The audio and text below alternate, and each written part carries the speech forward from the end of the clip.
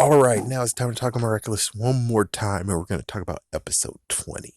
So, episode 20, we finally actually get to have the unraveling of what happened when it came to the Guardian and his fatal mistake, his biggest mistake he ever did.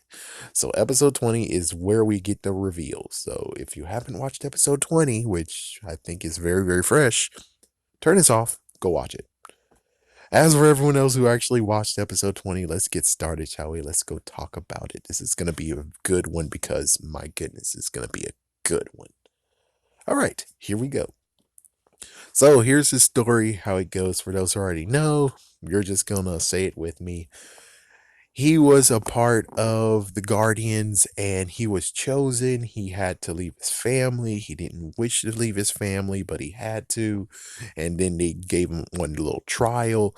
And one thing that actually just is like, here's something to actually help to make sure we know you are, or at least, discipline and stuff, is that he has to actually look at the box. He has to look at the miraculous box or miracle box for 24 hours without eating anything. And that was a fatal mistake for their part. For them, is a fatal mistake. So here's where it's like one hiccup of the episode where it's kind of like, huh? How does that work, man? I don't get it. What?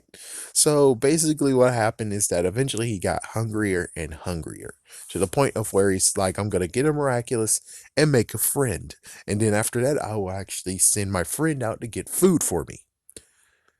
Here's where it's like the hiccup of, hold on, what the frick?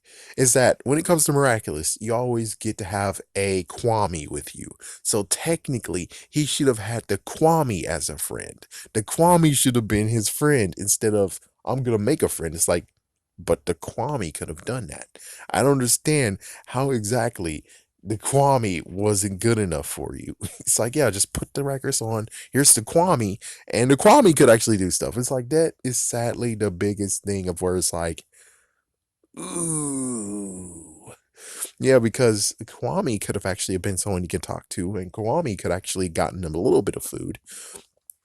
And it's like, yeah, that's what would happen is that he'll talk to the Kwame's like, oh, this is so fun. And then the Kwame would have actually went to go into the freaking kitchen, get him like one little piece of food, and maybe we could have actually just came to the point of where it's like, instead of doing this, he needs lots more food. But because the Kwame can only get a little bit amount of food, he only can carry that little bit, then he decides to actually use the miraculous, make a guy, make the freaking creature, or and then that's when all hell broke loose. It's like I would have preferred that part would have been in an episode, which would have made sense. That would have made it even better than this part of where it's like, well, he had to make a friend and he decided to get the friend into. I'm just saying this was one thing that's like I can ignore it, but it's kind of, oh man. It's like, oh, so a Kwame's not good enough for your companionship, huh? Well, anyway, so the freaking thing he created decided actually, because it was mixed up with his hunger and his anger, it was eating miraculouses. And eventually the freaking whole monastery, which at first we thought it burned down, no, it didn't burn down. It turns out the freaking damn guy actually ate the whole entire freaking monastery. So the monastery was absorbed by him. He ate the monastery. At least either that or it was just a fact of after Miraculous Ladybug, zoom, it came back to normal. I don't know. It's kind of hard to actually understand that part. And technically, I could actually talk about the fact of how this was dormant for 200 years. And then the episode 19, it was crazy to see how much distance affect. So we get to see what happens when it comes to years or decades, centuries affect the affected item or whatever. And then we can see how much distance affected the Akuma. Yeah, so episode 19 is something actually you should watch too if you want to actually get more involved in hmm how if a Kwame actually was made in France and goes to America, how does that work? It's like it works, but it will be on the own accord. It won't even know anything about Miraculous, and Hawkmoth wouldn't be able to talk to the person. All it is would just be lots of messed up damage that Ladybug and Cat Noir have to go and save. That's it. And also, we actually got for the first time seeing Max turn into a hero, which we saw that in the future episode. But, well, lo and behold, we finally actually got to see that part. So, anyways, going back to episode 20. So, the monastery got destroyed. He's running for his life. Two of the Miraculouses actually got off his hand. Somehow the monster actually missed those two. And eventually he made it to the point of where he jumped over a freaking crack. Yeah, he jumped over a big crack or crevice that had lava in it. The monster fell in there, or the imagine or whatever. It just fell in there. Now it's actually encased in lava, while his book and two miraculouses, like I said, the two miraculouses. So I guess technically it happened afterwards. But even so, his miraculous it was gone now. The two miraculouses are gone. It's been split up from him, and the book split up from him. So basically, we got the Canaan story all over again. But not exactly, it wasn't that bad. He knew a lot. He knew a lot. So yeah. Anyways, so we get to present day. It turns out the freaking creature has been dug up from the ground and taken to freaking France. Oh, that's a great idea.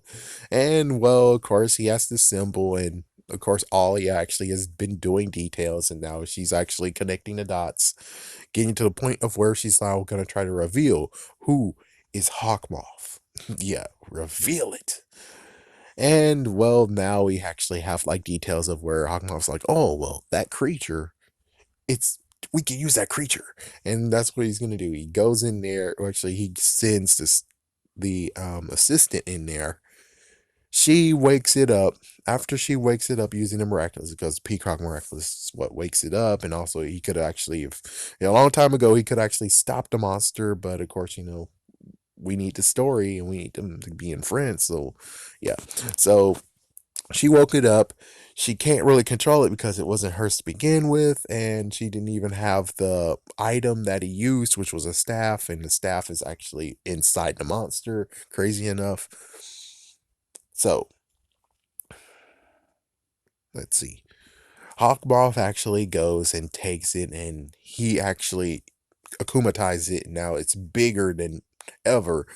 And then the master is like, oh, frick, man, I need to get the frick out of here, and I need to save all you. So I'm going to take your miraculouses away, and I'm going to run for it. He's like, yeah, you're not going to be in danger. But I'm like, hold on, hold on, hold on. Before I even knew it was akumatized, the thing is that it waking up will still actually attack the wearers, or the ones who have the Peacock Miraculous and the other Miraculous. It's like there's two Miraculous still in the city, which means they're gonna get friggin' attacked. Which is like, it would be cool to actually just allow it to, come out and attack those two. I mean, it wouldn't be that bad of an idea. But on the other hand, it's like, yeah, but they're still people too, and they still need to be protected. But considering he doesn't know where the hell those are, and even if he knew where it was, it's like, yeah, well, he should have been trying to get those back. And it's like, oh boy, oh my goodness. So it's like, it's kind of funny, the story of where it's like, you're gonna save Ladybug and Cat Noir, and of course yourself and them with the Miraculouses. But on the other hand, even if, let's just say, they didn't actually do anything and by accident they woke it up, then those two will be screwed. Yeah, and then freaking Adrian's like, oh my gosh, what the frick? Oh my gosh. I'm just saying that this was like a little bit of a loophole, but it's fine. It is perfectly fine though. I would have liked to have seen it when it's like, oh my gosh, back up, back off, back off, back off. Uh, but that's basically it. The story is that, well, he tries to leave, and since he tries to leave, well, Ladybug and Cat Noir, of course, Marinette and Adrian came to the rescue to help him out because, well, even so, they still need to protect him and they still need to actually, So eventually he's finally like, okay, fine, here's Miraculous, let's go help and let's try to feed him. And well, it turns out it's inside of him. He ate it. They have to go inside. They destroyed it. As soon as they destroyed it, well, finally, everything has been solved. So that means all the other miraculouses have been released. The freaking monastery has been rebuilt because, well, everything that was destroyed in his path has been recovered, has all been restored. So now the monastery is back. And, well, of course, the master has been exposed. So now he has to actually be undercover because, well, yeah. So I don't know. I don't know exactly what's going on. The fact that he's like, well, I need to ordain a successor, and Marinette, you're gonna be the successor, and it makes sense because in the future it does make sense that she actually has the miraculouses, and she gives them to everyone now, and everyone's now a hero. So it's like, yeah, it makes sense. But even so, oh man, even so, it's like, so is he going to leave and she has all of them? She has the miracle box. So she's going to leave. He's going to leave. He's going to go to the monastery and most likely explain everything what happened. It's like, it's now 200 years into the future. Congratulations, guys.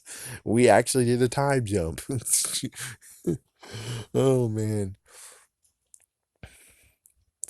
I think he might actually stay in the city though. What I think is happening is that he's gonna still stay to the city until Hawkmoth is dealt with. As soon as Hawkmoth is dealt with, he will leave. But the thing is that we know what happens in the future.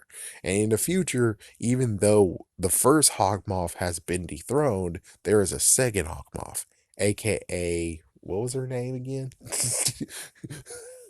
Yeah, I think she's the new Hawkmoth, so yeah, there we go. I'm just gonna say it without actually really spoiling it for you. But yeah, I'm pretty sure she is Lila. It's like, oh, spoiled. Lila. I think Lila will be the brand new Hawkmoth here, and she will dethrone him. It's not sure if it's the fact of he succeeded and then he's like, well, I'm taking this miraculous and I'm putting it away, or he's like, I succeeded, here you go, Lila, I bestow on you this miraculous, enjoy. He's like, my goodness, he's gonna pass it on. It's like, why the frig are you gonna pass it on? Are you fucking kidding me? It's like, you finished it, so why would you just give the miraculous back? But apparently, it's either it happened or he failed and the miraculous was taken from him. Which I'm pretty sure Lila would be okay taking it from him. Anyways, there we go. That's just a good one. I will say, side note, in episode 19, apparently Lila has got a replica of the Fox Miraculous. So yeah, she crazy enough. When she was akumatized, apparently she remembers the necklace she wore, and now she actually has a replica that she actually claims that came from her grandmother. But yeah, if you have anything you want me to talk about, anything you want to put down below, go right ahead. And of course, I wish if you do thumbs this crap down because for some reason idiots be idiots, at least tell me why, for the love of God. Tell me why.